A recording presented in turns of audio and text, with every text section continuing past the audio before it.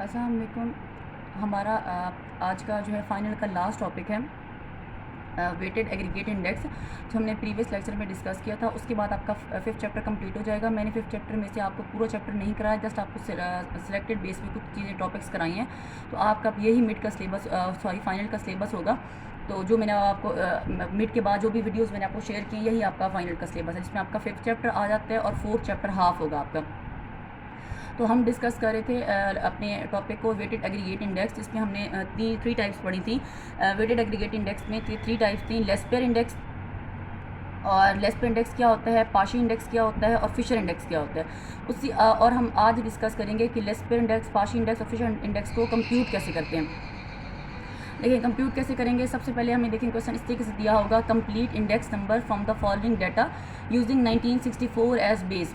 तो हम कंप्यूटर में क्या करना है, लेस्पेयर इंडेक्स फाइंड करना है, पाशी इंडेक्स फाइंड करना है और फिशर इंडेक्स फाइंड करना है for the following data using 1964 as base. अब इसमें आपको हमेशा बेस ईयर लाजमी दिया होगा कि आपने किस ईयर को बेस लेना है। अब देखिए आपके पास आइटम्स दिए हुए हैं ABCD, और प्राइस दी हुई है और क्वांटिटी दी हुई है 1964 की, और प्राइस और क्वांटिटी दी हुई है 1967 की, जिसमें से अब हमारे पास 1964 वाली बेस ईयर की होंगी और 1967 वाली करंट ईयर्स की होंगी। जिसको प्राइस को हम अब यहाँ पे आप इसको लिख सकते हैं कि 1964 बेस ईयर है ना, तो आप लिख सकते हैं P नॉट, और क्वांटिटी को आप लिख सकते हैं Q नॉट, और जो 1967 वाली प्राइस और क्वांटिटी है उसको आप लिख सकते हैं PN और QN। मतलब आप इनको लेबल कर सकते हैं। 1964 वाली प्राइस और क्वांटिटी को आप मतलब सेकंड और थर्ड कॉलम को आप लिख सकते हैं P नॉट Q नॉट, और उसको लिख सकते हैं आप PN QN के। तो अब आप देखें इस टेबल में इसको कैसे सॉल्व किया। सबसे पहले हम लोग ने पहले चार कॉलम जो हैं वो ये सेकंड से लेकर और फोर्थ तक हमने सेकंड, थर्ड, फोर्थ और फिफ्थ हमने टेबल एज इट लिख लिए। वही उसके अलावा लेबल चेंज कर लिए, P not Q not PN QN के। अब देखिए हम लोग क्या फाइंड करना है, लेस्पेयर इंडेक्स और पाशी इंडेक्स। सबसे पहले लेस्पेयर इंडेक्स और पाशी इंडेक्स के फार्मूले देखेंगे। लेस्पेयर इंडेक्स को कंप्यूट करने के लिए हमें क्या चाहिए, PN और Q नॉट, इनको मल्टीप्लाई करके उसका सम, फिर P नॉट Q नॉट का। इसी तरीके से यहाँ पे PN और QN का, और फिर P नॉट QN का। इसका मतलब हमें चार कॉलम्स हमें फर्दर चाहिए, जिसमें हमें एक PN और Q नॉट को मल्टीप्लाई करना है, फिर P नॉट और Q नॉट को मल्टीप्लाई करना है, फिर PN और QN को मल्टीप्लाई करना है, और इस तरह से P नॉट और QN को मल्टीप्लाई करना है। तो हम यही चार कॉलम्स जो हैं वो यहाँ पे पहले उनकी हेडिंग्स दे देंगे, P not Q not PN QN, PN Q not PN QN और P नॉट QN के। तो देखें अब आपके पास P नॉट क्या है, सेकेंड कॉलम आपके पास P नॉट है, Q नॉट आपके पास थर्ड कॉलम है। तो अब आपस में देखें 10 और 12 को मल्टीप्लाई करें तो आपके पास आंसर आ गया 120। इस तरीके से आप मल्टीप्लाई करेंगे। फिर PN और Q, मतलब जो आपने हेडिंग्स दी होंगी ना, फिर आपने उन्हीं कॉलम्स का आपस में मल्टीप्लाई करना होगा। फिर इन कॉलम्स को आप सम कर लेंगे। सम करने के बाद आप नोमिनेटर का सम लिखेंगे, फिर डिनोमिनेटर का सम लिखेंगे, और आप उसको 100 से मल्टीप्लाई करें तो आपके पास आंसर आ गया लेस्पेयर का 118.8।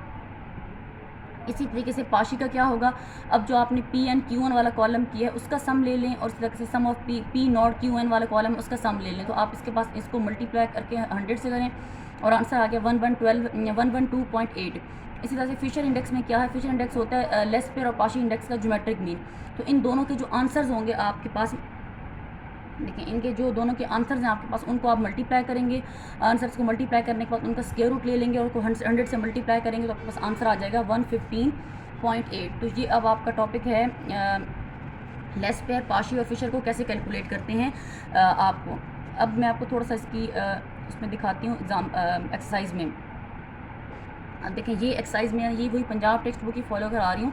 इसमें देखें पेज 155, इसमें 5.19 एग्जांपल है।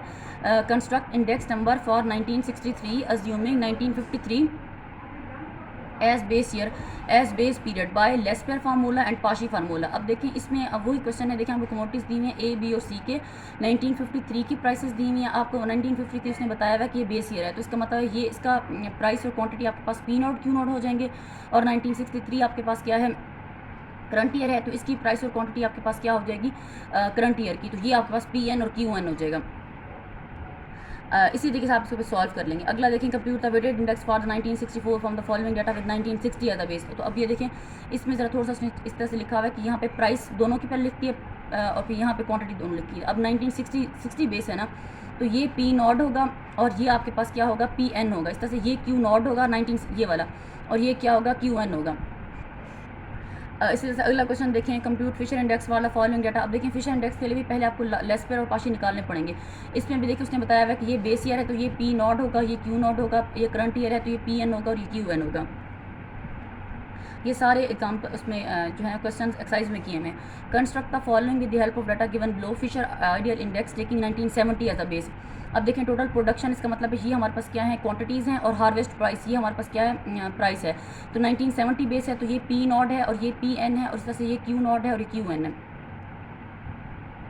और लास्ट क्वेश्चन है यहाँ पे, calculate Fisher ideal index from the following data with 1965 as a base year. इस तरह से 1965 बेस ईयर है तो ये आपके पास पी नॉट है, ये आपके पास क्यू नॉट है, उस तरह से ये पी एन है और ये आपके पास क्यू एन है। तो ये मैंने आपको सिर्फ थोड़ा सा आइडिया दे दिया कि पी नॉट पी एन आपके पास यहाँ पे है क्या। जस्ट अब आपने क्या करना है, इसके बाद फर्दर आपने सिर्फ आप उनके कॉलम्स बनाने, आपके पास 4 कॉलम्स बनेंगे, जिसमें पहला कॉलम होगा, आप मतलब तरतीब चेंज भी कर सकते हैं, एक पी नॉट क्यू नॉट का कॉलम होगा, एक आपके पास पी नॉट क्यू एन का होगा, एक पी एन क्यू नॉट का होगा और एक पी एन क्यू एन का होगा। तो ये आप 4 कॉलम्स बनाने के बाद जो है आप उनको सम कर लेंगे। इस तरह से लेस पेयर का लिखेंगे फार्मूला, उसका आंसर निकालेंगे, पाशी का निकालेंगे। और फिशर आइडियल इंडेक्स में क्या होता है कि लेस पेयर और पाशी को आप मल्टीप्लाई करते हैं और उनका ज्योमेट्रिक मीन लेते हैं। मीन्स कि आप उसको स्क्वायर रूट लेके 100 से मल्टीप्लाई करना है।